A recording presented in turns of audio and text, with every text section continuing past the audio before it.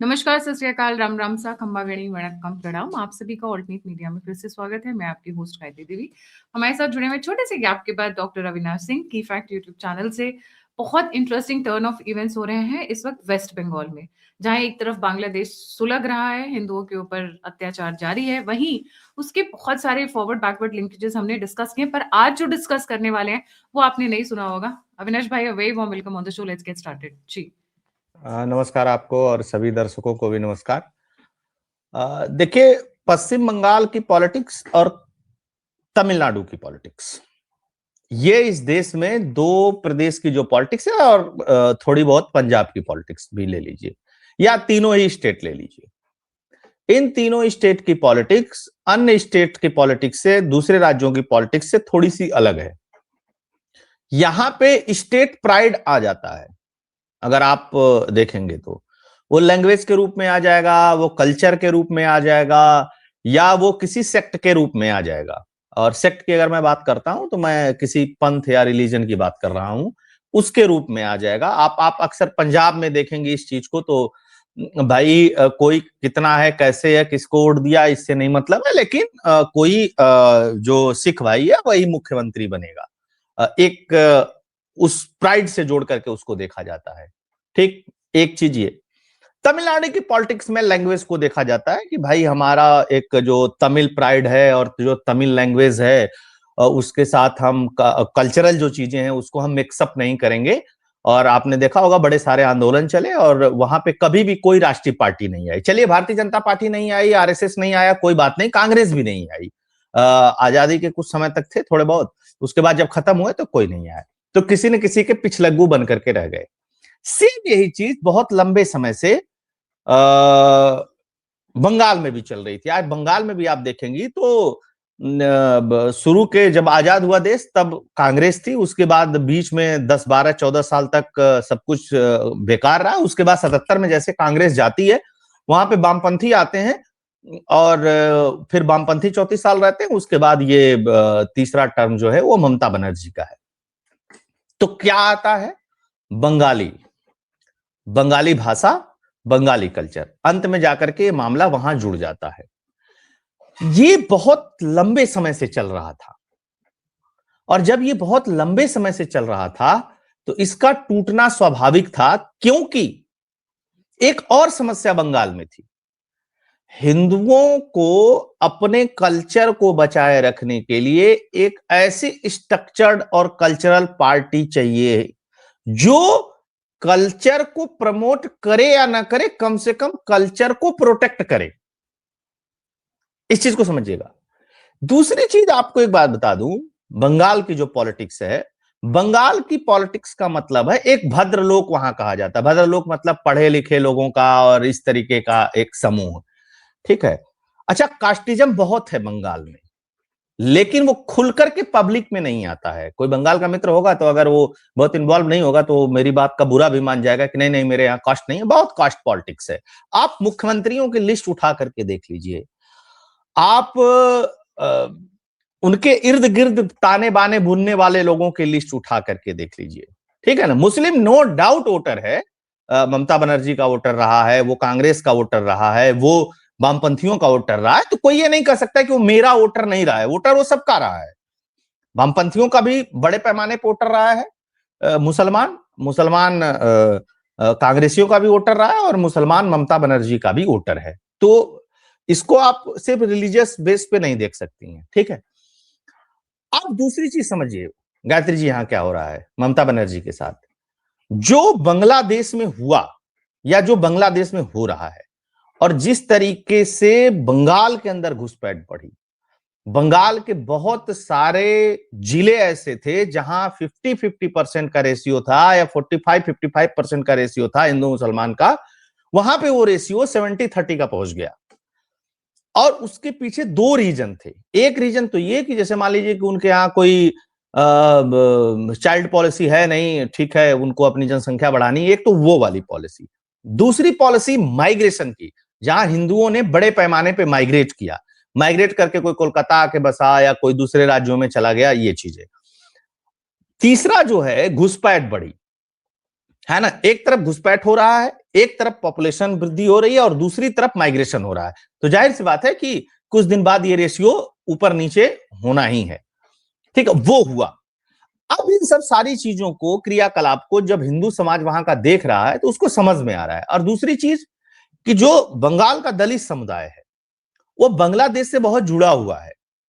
जैसे आप देखेंगे कि जम्मू कश्मीर में या उत्तर प्रदेश में या देश के विभिन्न अलग अलग कोनों में मुसलमानों की बहुत सारी रिश्तेदारियां पाकिस्तान में हैं, उसी तरीके से आप देखेंगी कि दलितों की बहुत सारी रिश्तेदारियां बांग्लादेश में हैं, जो पश्चिम बंगाल के हैं।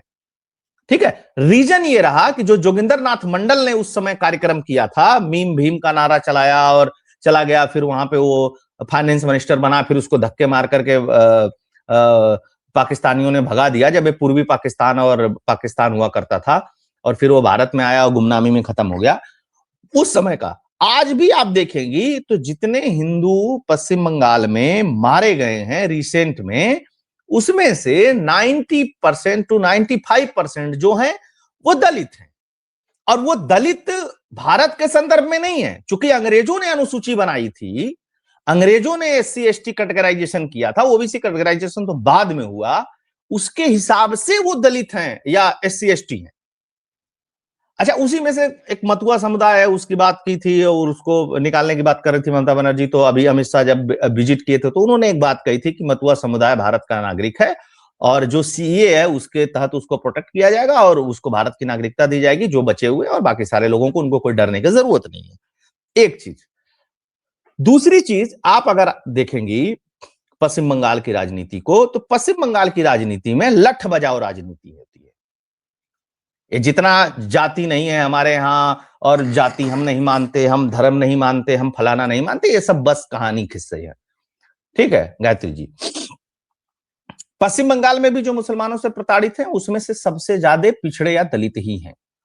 इस बात को भी समझिएगा, बहुत भली बात है। आप जितने भी घटनाक्रम अभी देखी होंगी, या महिलाओं के साथ जो कुछ भी हुआ पश्चिम बंगाल में, या जो पुरुषों के साथ हुआ, या जो पलायन की स्थिति बनी पश्चिम बंगाल में, अगर आप उसको उठा करके देखेंगे तो उसमें दलित मैक्सिमम है, आदिवासी हैं, उसके बाद पिछड़े हैं। अब लोगों के दिमाग में धीरे धीरे चीजें आने लगी कि भाई इनकी पॉपुलेशन बढ़ रही है, इनकी चीजें बढ़ रही हैं, ममता बनर्जी चलो ठीक है जो कर रही हैं, लेकिन आने वाले समय में हमारा कल्चर डेमोग्राफी के वजह से खत्म हो जाएगा और साथ के साथ हम खत्म हो जाएंगे। ये चेतना अब धीरे धीरे बंगाल के लोगों के मन में आ रही है, क्योंकि वो बहुत सारे घटनाक्रम देख रहे हैं। किसी जमाने में सोशल मीडिया नहीं था, चीजें नहीं थी, तो लोगों तक बातें नहीं आती थी, तो लोगों को लगता था बस ऐसे ही है। ठीक, तो एक तो ये शिफ्ट है। अब दूसरी चीज क्या है कि बीजेपी ने एक बहुत स्मार्ट मूव किया। पिछली बार बीजेपी ने क्या किया था, क्यों ममता बनर्जी के पिच पर जाकर के खेलने लगी बीजेपी। इस बार बीजेपी ने ममता बनर्जी को अपने पिच पे बुलाया है खेलने के लिए। आप देखेंगे ममता बनर्जी ने अभी इसी हाल फिलहाल में वो एक जगन्नाथ मंदिर का उद्घाटन किया, हालांकि उसको लेकर के विवाद भी हुआ। उसके अलावा अभी देखिए, दो चीजें यहां पे समझिएगा आप। जगन्नाथ मंदिर एक ही है उड़ीसा के पुरी में, ठीक है, उसका रेप्लिका बनवाया इन्होंने, ठीक है, उसका उद्घाटन किया, उसका विरोध भी हुआ उड़ीसा में कि भाई ये नहीं होना चाहिए, जगन्नाथ जी की एक अलग मान्यता है। ठीक, अच्छा, अभी दुर्गा जी का इन्होंने एक आंगन बनवाया, जिसे मतलब है मंदिर, एक आंगन कहते हैं, मंदिर है वो, और बड़ा मंदिर है, ये भी आप समझिएगा, लगभग 2 लाख वर्ग फुट का एरिया है उसमें, और बड़ा सा गर्भगृह है, उसको बनवाया। और इन्होंने जो दूसरा सेक्शन है, जो आसाम से लगता हुआ सेक्शन है पश्चिम बंगाल का, वहां पे इन्होंने महाकाल मंदिर भी जनवरी में कह रहे हैं कि हम महाकाल मंदिर बनवाएंगे। तो ये जो पिच है, हिंदुत्व की पिच, मंदिर की पिच, कल्चर की पिच, ये पिच जो है वो बीजेपी की है। ठीक, बीजेपी इस बार किस पिच पे गई है? बीजेपी उस पिच पे गई है बंगाली मानुस, बंगाली कल्चर, डेमोग्राफी शिफ्ट, इस पे चली गई है, जो पिछले बार के चुनाव में ममता बनर्जी का था कि ये लोग बाहरी हैं, बाहर से आ गए हैं, ऐसे किए हैं, वैसे किए हैं, फलाना किए, ठिकाना किए हैं। मैं 180 डिग्री चेंज कर दिया है उन्होंने।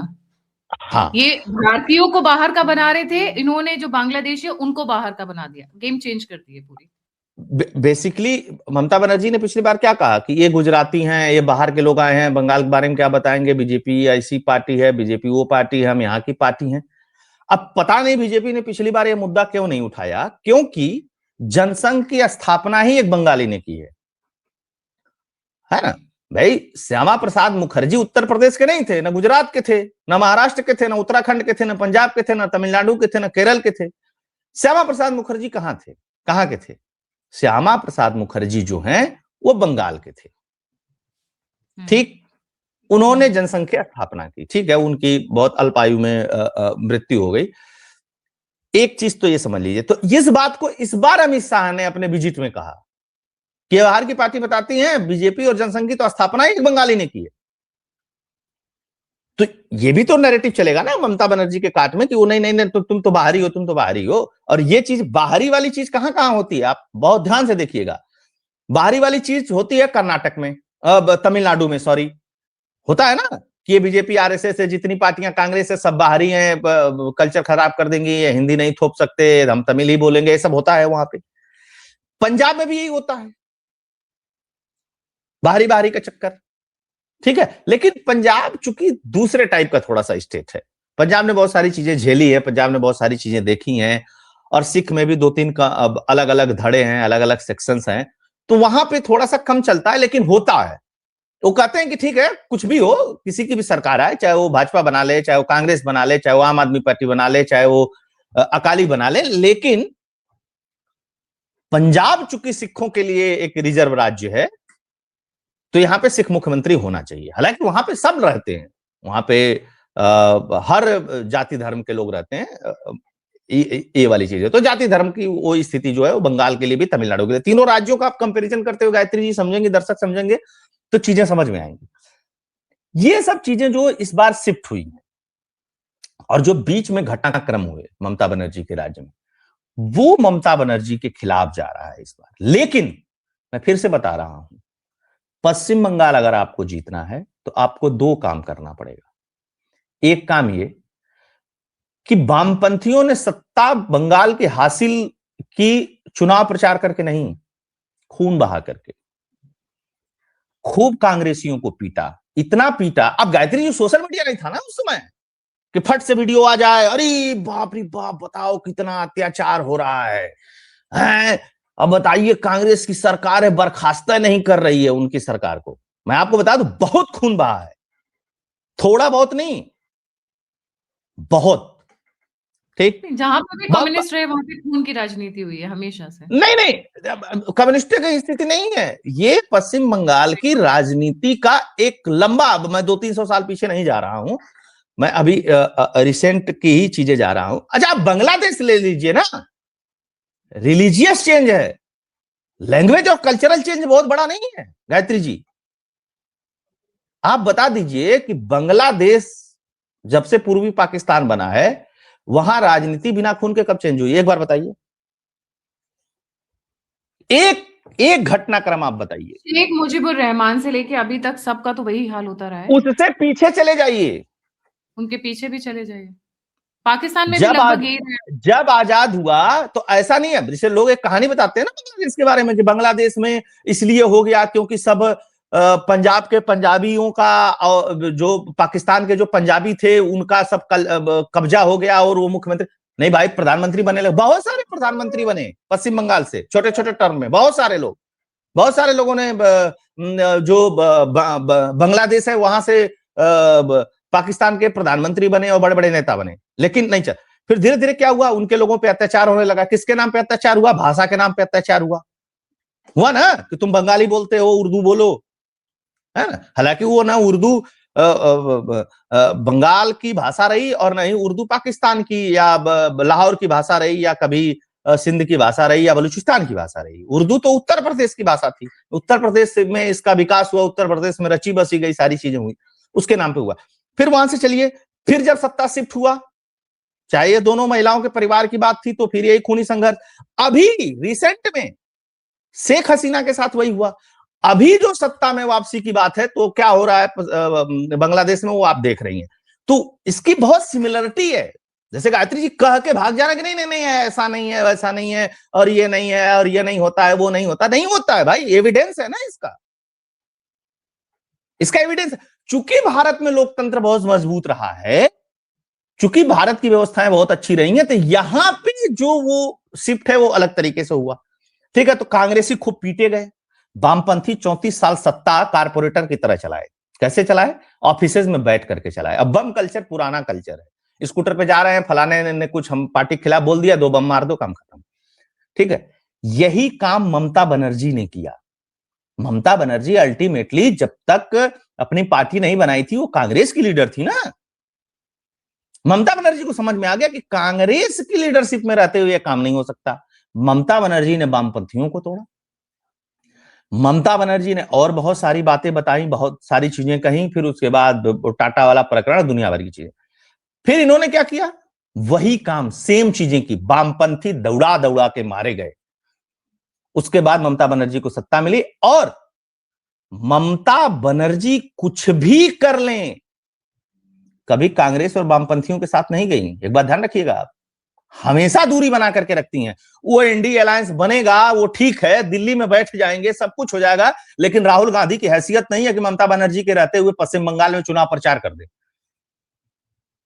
भगा दिया था ना, झारखंड आके रुके थे, झारखंड आके रुके थे चुनाव के समय की स्थिति याद रखिएगा आप। कुछ यात्रा वात्रा जब निकाल लेते, वामपंथियों की स्थिति आपने देख लिया, पूरी तरीके से खत्म कर दिया वहां पे। वामपंथ का बंगाल में सिर्फ वो कंकाल भी नहीं बचा हुआ, कंकाल के कुछ पार्ट बचे हुए, तो वो वामपंथ है नहीं। ये काम बीजेपी को भी करना पड़ेगा। अब बीजेपी को ये काम करना पड़ेगा तो दूसरे तरीके से करना पड़ेगा। कैसे करना पड़ेगा? आपके कार्यकर्ता बहुत मजबूती से जमीन पे रहने चाहिए, और दिल्ली में बैठा हुआ नेतृत्व जो है उन कार्यकर्ताओं के पीछे खड़ा रहना चाहिए। दोनों ही बातें। हमें नहीं कहते तुम राष्ट्रपति शासन लगा दो, तोप चला दो, गोला चला दो, लेकिन आपको खड़े रहना पड़ेगा। आपने एक चीज देखा, शुवेंदु अधिकारी ने ममता बनर्जी को क्यों हरा दिया? शुवेंदु अधिकारी क्यों ममता बनर्जी से नहीं डरता है? शुवेंदु अधिकारी ने इतने बार की मुख्यमंत्री ममता बनर्जी को इतने बहुमत के बाद भी हराया ना अपने क्षेत्र में। शुवेंदु अधिकारी ग्राउंड पे दिखता है, शुवेंदु अधिकारी ममता से डायरेक्ट पंगा लेता है, क्योंकि शुवेंदु अधिकारी ममता के राजनीति को और बंगाल के राजनीति को बेहतर तरीके से जानता है वो व्यक्ति। लेकिन सुकांत मजूमदार इस चीज को नहीं समझते। सिर्फ बातचीत से काम नहीं चलेगा भाई। वहां पे ये है कि बातचीत जहां तक हो रही है ठीक है, अगर तुम लठ मारोगे तो हम भी तुमको लठ से तोड़ देंगे, तुम एक मारोगे हम 10 मारेंगे। जब तक ये भय व्याप्त नहीं होगा गायत्री जी, तब तक समस्या रहेगी, तब तक सत्ता परिवर्तन हो जाए यह असंभव काम है। चाहे भाजपा 5 बार और कोशिश करके देख ले, है ना भाई। बंगाल में नाराजगी किस बात की है? बंगाल में सिर्फ एक बात की नाराजगी है बीजेपी के में, कि भाई आप अपने कार्यकर्ताओं के साथ खड़े नहीं होते हैं। आप उत्तर प्रदेश में नहीं खड़े होंगे, चलिए चल जाएगा। अब बिहार में भी नहीं खड़े होंगे, चलिए चल जाएगा। बंगाल में बहुत जरूरी है आपको आपके कार्यकर्ताओं के साथ खड़े होने के लिए। और खड़े होने का यह मतलब नहीं है कि आप आश्वासन दे दीजिए, आप निंदा कर दीजिए, नहीं। आपको और शुवेंदु अधिकारी चाहिए अलग अलग पॉकेट में। हैसियत नहीं है, मैं आपको बता रहा हूं गायत्री जी, हैसियत नहीं है ममता बनर्जी के किसी चेले की, खुद ममता बनर्जी की पश्चिम बंगाल में किसी की औकात नहीं है कि शुवेंदु अधिकारी का जितना क्षेत्र है उस क्षेत्र में उंगली रख दे, उंगली रख के दिखा दे कोई मर्द हो तो। हराया दूसरे टंके के चोट पे एक मुख्यमंत्री को, 2 जगह से लड़ना पड़ा ना उनको, कैसे हरा दिया? इस तरीके के नेता आपको चाहिए वहां पे। और जब इस तरीके का नेता रहेगा तो उसको पता है कि पूर्वांचल में और उत्तर प्रदेश के पूर्वांचल में और पूर्वांचल से सटे हुए बिहार में कहानी है, एक कहावत कही जाती है, गायत्री जी आपने भी सुना होगा, हारब तो हुरब जीतब तो थूरब। हाँ। है ना, मतलब हारेंगे तब भी मारेंगे और जीतेंगे तब भी मारेंगे। इस बात को आप समझ लीजिए। तो आप जानती कैसे होता है पश्चिम बंगाल में चुनाव? टीएमसी वाला तो आराम से घूम रहा है, ठीक, वामपंथी भी कुछ कुछ एरिया में घूम ले रहे हैं क्योंकि उनका अपना सेटिंग है। बीजेपी और कांग्रेस का उम्मीदवार ने पर्चा भर के 20 गाड़ी से चलता है और 10 किलोमीटर की यात्रा में 3 बार गाड़ियां बदलता है और डरा रहता है। और इसलिए नहीं डरा रहता कि कोई गुंडा आ जाएगा, इसलिए वो डरा रहता है जिस गांव में जा रहे हैं उसी गांव में टीएमसी के जो गुंडे हैं वहीं पटक के पकड़ के न कूट दे, क्योंकि वो कूट भी देंगे तो पुलिस कुछ करेगी नहीं। इस तरह चुनाव प्रचार हो रहा था। ये स्थिति बन गई थी कि भाजपा जो कैंडिडेट सेलेक्ट की थी पिछली बार, उसको फोन चला गया कि चुनाव लड़ लिए, हार जाओगे उसके बाद हम तुम्हारा क्या हाल करेंगे। तो वो चुनाव लड़ने के वाले दिन गायब हो गया। वो 4 दिन पहले उसका फोन लगा रही है भाजपा, तुमको टिकट फॉर्म भी देना, तुम कहां हो, गायब है वो। अच्छा आप छोड़ दीजिए उतनी बड़ी बात, मैं बहुत छोटी सी बात कहता हूं। एक गायक था, बाबा रामदेव के कहने पर भारतीय जनता पार्टी ने उसको टिकट दिया, वो जीता, उसको राज्य मंत्री केंद्र में बनाया। एक बार टीएमसी के गुंडों ने उसके गाड़ी पे हमला किया, 2-4 थप्पड़ लगा दिया, कुछ ही महीने बाद वो जाकर के टीएमसी ज्वाइन कर लिया। सुप्रियो की बात कर रहे हो क्या? हाँ, बाबुल सुप्रियो कब टीएमसी ज्वाइन किया? टीएमसी से कई सारे नेता आए थे, जब जब कूटे गए उस तुरंत टीएमसी ज्वाइन कर लिया। उनको पता है, जान रहेगी भैया ज्वाइन कर लो इन्हीं को। तो ये भी तो खेल चलता है। तो अब इससे कैसे निपटेंगे आप बताइए, इससे कैसे निपटेंगे आप? तो जब तक इससे नहीं निपटेंगे तब तक आप बंगाल से नहीं निपटेंगे, और जब तक भद्र लोक नहीं हिलेगा तब तक कुछ भी नहीं हिलेगा। आपको क्या लगता है सौरभ गांगुली ममता बनर्जी से सटे हुए हैं, ऐसे सटे हुए हैं? गायत्री जी, जाति लोग नहीं कहते हैं। ममता बनर्जी के साथ आज भी बंगाल का 90% ब्राह्मण जुड़ा हुआ है। मैं जो बात कह रहा हूं किसी को बुरा लग जाएगा, इसलिए क्योंकि वो बनर्जी है, इसलिए नहीं कोई किस पार्टी से इससे मतलब है। अभद्र लोग का संचालन यही करता है समाज। और चाहे वो काम कुछ भी ना करे, पर क्योंकि वो ब्राह्मण है तो वो बैठी रहेगी वहां पे। तो उठाइए ना आप लिस्ट, उठाइए पश्चिम बंगाल के मुख्यमंत्री की लिस्ट उठाइए। नहीं, आप बिल्कुल सही कह रहे हो, इसमें कोई डाउट नहीं, पर लोगों को ये कब समझ में आएगा कि कास्ट से बढ़कर उसका काम है? तो आपको क्या लगता है कि सौरभ गांगुली ऐसे ही चले गए हैं ममता बनर्जी के साथ, वहां स्टील फैक्ट्री और फलाना और विदेश से आना चाहिए, वो आना चाहिए और ऐसे आना चाहिए? अब बनर्जी चटर्जी मुखर्जी उठाइए, देखिए ना क्या चल रहा है। नहीं, वो तो बंगाल के हाँ इतिहास नहीं, है। जाति की बात आएगी तो बस उत्तर प्रदेश और बिहार वालों को गरिया होकर, अरे ये तो बड़े जातिवादी लोग हैं यार, बहुत जाति पे राजनीति होती है, हमारे यहाँ तो जाति पे नहीं होती है। एक सेक्शन ने जाति को इस हिसाब से मोल्ड करके रखा कि पब्लिक में पोस्चरिंग नहीं होनी चाहिए, पीछे वही सब कुछ होना चाहिए।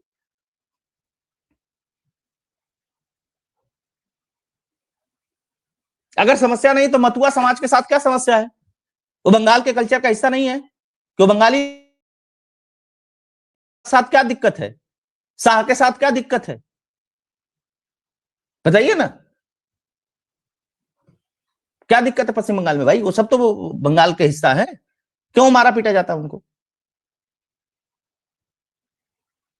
आप पश्चिम बंगाल में एक इतिहास उठा करके देख लीजिए ना, किसी चटर्जी बनर्जी मुखर्जी को मारा गया क्या? किसी गंगुली को मारा गया क्या इतने दिन में? किसी का शासन सत्ता रहा हो? बता दीजिए, एक हमको नाम बता दीजिए।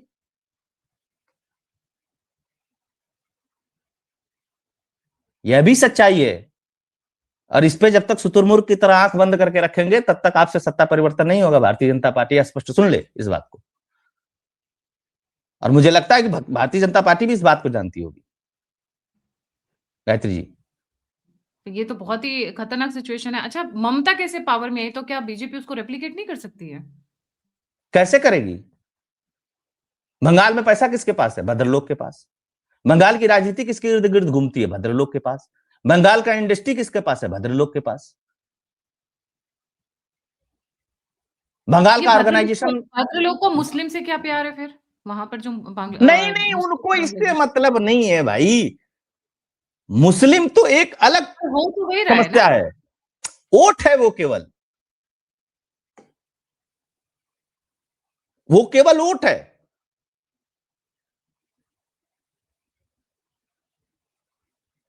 आप समझ रही हैं मैं क्या कह रहा हूं?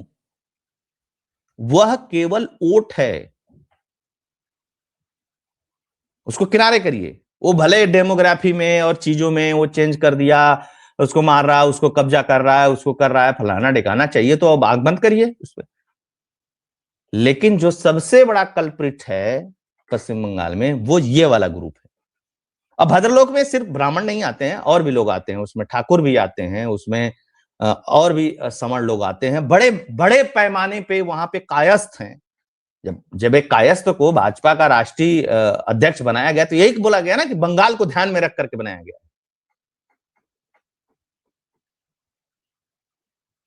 ये पूरा नेक्सस है एक, और इस नेक्सस को बीजेपी कैसे तोड़ेगी, यह देखने वाली बात है गायत्री जी। मैं जैसे लोग कह देते हैं बंगाल में कास्ट पॉलिटिक्स नहीं चलती, मेरे यहां बंगाली वाला काम चलता है, बंगाली कल्चर, बंगाली भाषा, बंगाली बाबू, बंगाली चीजें, ठीक है, इट्स ओके। जिसको कूट रहे हो, जिसके ऊपर आप बम मारते थे या जिसको पीटे थे, वो कहां का था? जापान का है? हजारों इंडस्ट्रियां बंद हो गई। 1977 तक बंगाल की जीडीपी जो थी देश में तीसरे नंबर पे थी। आज लोग गुजरात और मुंबई और दिल्ली कमाने जाते हैं, या उसके इर्द गिर्द कमाने जाते हैं। पहले लोग कलकत्ता कमाने जाते थे, पूरा पूर्वांचल, पूरा बिहार जाता था कलकत्ता कमाने। क्या हो गया अचानक से? कहां चली गई चीजें? हैं? कैसे खत्म हो गया? इसका कोई जवाब किसी के पास नहीं। वामपंथियों ने खत्म किया तो 15 साल में ममता ने उसको लाने के लिए कौन सा काम किया? कुछ नहीं, नथिंग। जबकि वहां की जमीन उपजाऊ है, वहां पे चीजें होती हैं, समुद्र से जुड़ा हुआ है, सब कुछ है। चलो बिहार को तो बता दिया जाए तुम समुद्र से इसलिए नहीं जुड़े हो, इसलिए तुम पीछे हो।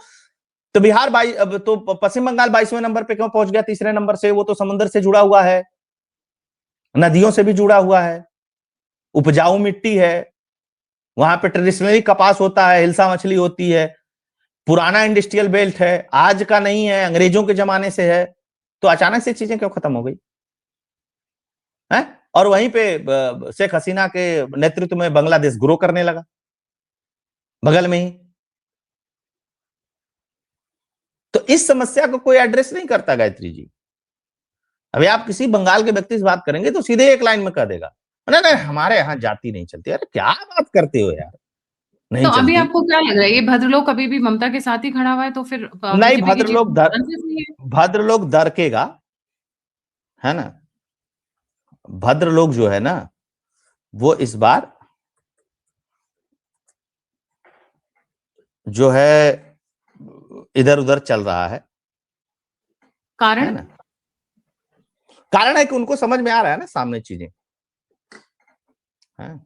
और जब तक ब्राह्मण वैद्य कास्ट, ये 3-4 जातियां जो हैं, जब तक ये ममता बनर्जी का साथ नहीं छोड़ेंगी, जो वहां की दलित और एससी कम्युनिटी है, वो सरकार नहीं बनवा सकती।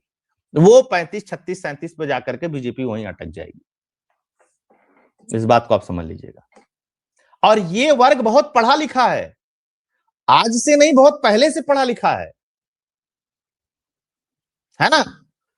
और पढ़ा लिखा होने की वजह से, चीजें होने की वजह से, इन्होंने कहा कि हम जो भद्रलोक हैं जी, हम बहुत सज्जन हैं जी, हम बहुत पढ़े लिखे हैं जी, हम सारी चीजें हैं।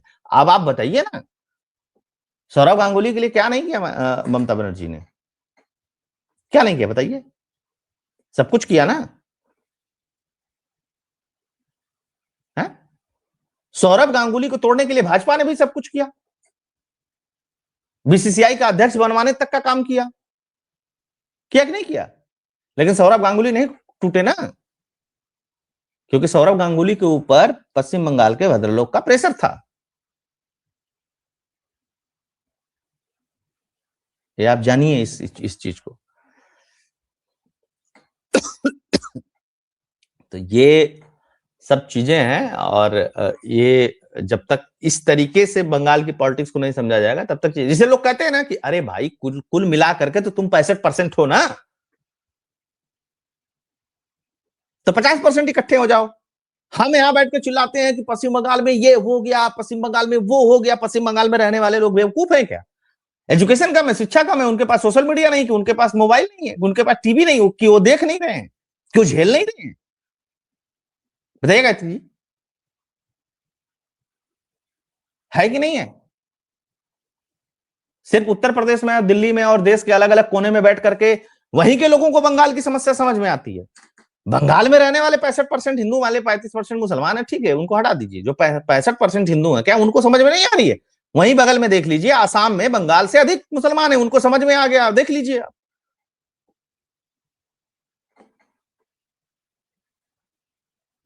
सही बात कह रहे हैं।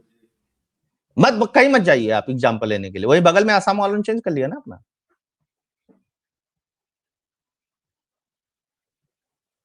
कर लिया कि नहीं कर लिया? तो पश्चिम बंगाल में क्यों नहीं चेंज हो पा रहा है? कौन रोक रहा है पश्चिम बंगाल में चेंज होने से? ये समस्या है जी। छात्र लोग की सबसे बड़ी समस्या है undoubtedly. Thank you so much Avinash भाई फॉर ज्वाइनिंग। बंगाल पे हम और भी शोज करते रहेंगे, क्योंकि बंगाल की प्रॉब्लम्स को परत दर परत समझना जरूरी है before we actually the elections come. एक डिटेल्ड एनालिसिस धीरे धीरे चलती भाई रहेगी। देखो, बट मैं जाति की बात नहीं करता हूं, लेकिन जो सच है उस बात को कहना बहुत जरूरी होता है गायत्री जी। नहीं, आप सच से मुंह नहीं मोड़ सकते हो ना। End of the day result तो वही लेकर आता है। आप सच से मुंह नहीं मोड़ सकते हैं बहुत लंबे समय तक जी। पिछड़ों ने, दलितों ने, आदिवासियों ने बीजेपी को 2 से 77 पहुंचा दिया। 77 से बहुमत पहुंचाने का जिम्मा भद्रलोक का है, जिसमें ब्राह्मण आते हैं, कायस्थ आते हैं, ठाकुर आते हैं, सवर्ण जातियां आती हैं। ये इनकी जिम्मेदारी है बहुमत तक पहुंचाना। अन्य प्रदेशों में जो बीजेपी का अक्सर ट्रेडिशनल वोटर नहीं रहता है, वो सब बंगाल में एक लामबंद है बीजेपी का, क्योंकि झेलता वही सबसे अधिक है ना गायत्री जी। संदेश खाली सब जगह। मैं आपको एक छोटी सी बात बता दिया कि आप बताइए मुझको कि कितने ब्राह्मण कास्ट ठाकुरों के ऊपर अत्याचार हुआ पश्चिम बंगाल में रिसेंट के साल में। आप नाम ढूंढ करके लाइएगा। वो महिलाएं देख रहे थे जिनके साथ हुआ, संदेश खाली नहीं, कहीं उठा करके आप देख लीजिए। अभी अभी मुर्शिदाबाद में जो कुछ दिन पहले हुआ था, सब पलायन इतना हुआ, वो कौन थे? सब आदिवासी थे, एससी थे। एक कूट दिए गए होते 2-4 जगह ना, तो अभी देखते आप सब दर्ग जाता है हिसाब किताब जी। बिल्कुल सही। बहुत इंटरेस्टिंग टर्न ऑफ इवेंट्स चल रहा है।